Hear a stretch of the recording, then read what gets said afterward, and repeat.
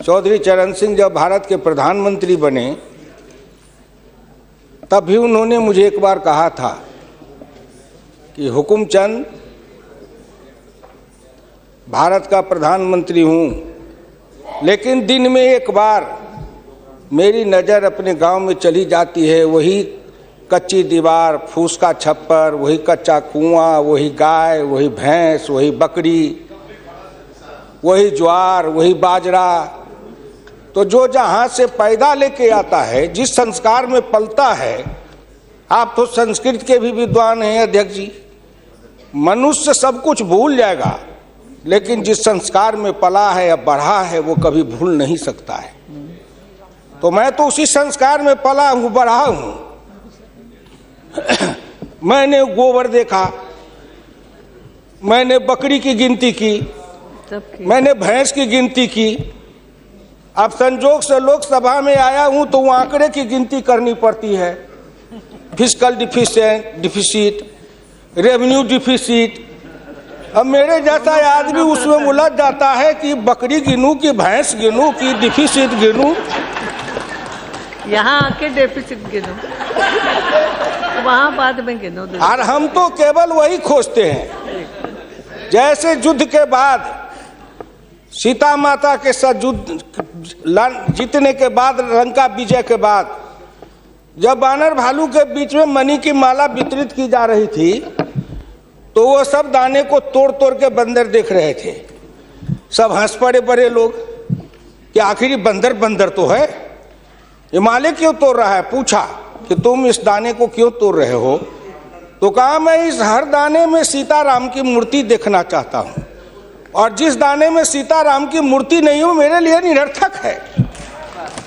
तो मैं तो बजट के हर पन्ना को पढ़ता हूँ तो देखता हूँ इसमें किसान कहाँ है, इसमें मजदूर कहाँ है, इसमें गांव कहाँ है, इसमें हमारे गाय भैंस के चारा दाना का कुछ है कि नहीं है, इसमें मेरे गांव की जो गरीब औरतें हैं जो खेत में काम करती हैं, पसीना बहाती हैं, मिट्टी पानी में सड़ती हैं, उनके शरीर से बदबू निकलता है।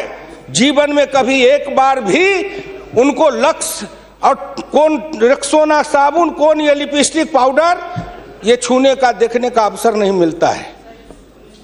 क्या उसकी दुनिया को इन्होंने देखा था?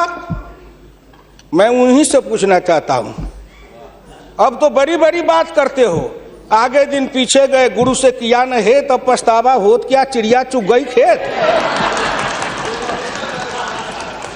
जिस समय गांव को देखना था, किसान को देखना था, मजदूर को देखना था, गरीब को देखना था, पिछड़ा को देखना था, दलित को देखना था, गांव की सड़कों को देखना था, गलियों को देखना था, कुआं को देखना था, आपने देखा क्या? आप तो देखते रहे कहीं। ये दो हिंदुस्तान, एक हिंदुस्तान में दो हिंदुस्तान आपने बनाया। एक है भारत, एक है India, that is called Hindustan. आपने बनाया ना। मैं आज भी कहता हूं, अगर मेरे गांव के किसी को उठावे, आंख में पट्टी बांध दे, हिंदुस्तान के कहीं भी, उड़ीसा हो, बंगाल हो, कहीं हो, किसान को लावे, गांव में आंख पर पट्टी बांध दे और एक बार इंडिया गेट पर उसकी आंख को खोल दे, उसको लगेगा कि हम स्वर्ग में चले आए, कि बैकुंठ में चले आए, कि इंद्रपुरी चले आए। इतना का अंतर है।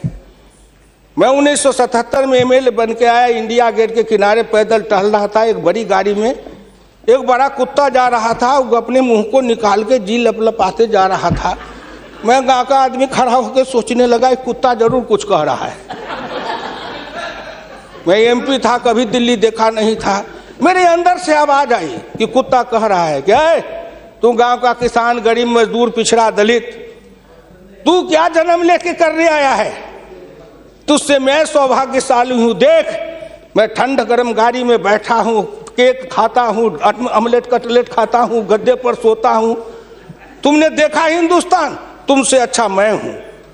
उस दिन मुझे लगा कि इस हिंदुस्तान के बड़े लोगों के कुत्ते भी मुझसे अच्छी जिंदगी जी के रहे हैं, और मुझे उस जिंदगी से भी बदतर जिंदगी जिलाने वाले कोई नहीं है, आप हैं। राज किया है आपने। मैं आंदोलन किया, जेल में गया, जेल में सराया, आज भी पूर्वा हवा चलती है तो आपके पुलिस की लाठी से जो हड्डी में चोट है वो कहीं ना कहीं दर्द करने लगता है। तब मुझे ऐसा एहसास होता है कि जिस राज में मुझे इतना कष्ट मिला था, अगर मेरा बस चले तो उस राज को सदा सर्वदा के लिए हिंदुस्तान से उखाड़ के गया जी में जाके पिंडदान कर दूं, जो फिर निकलने न पाए।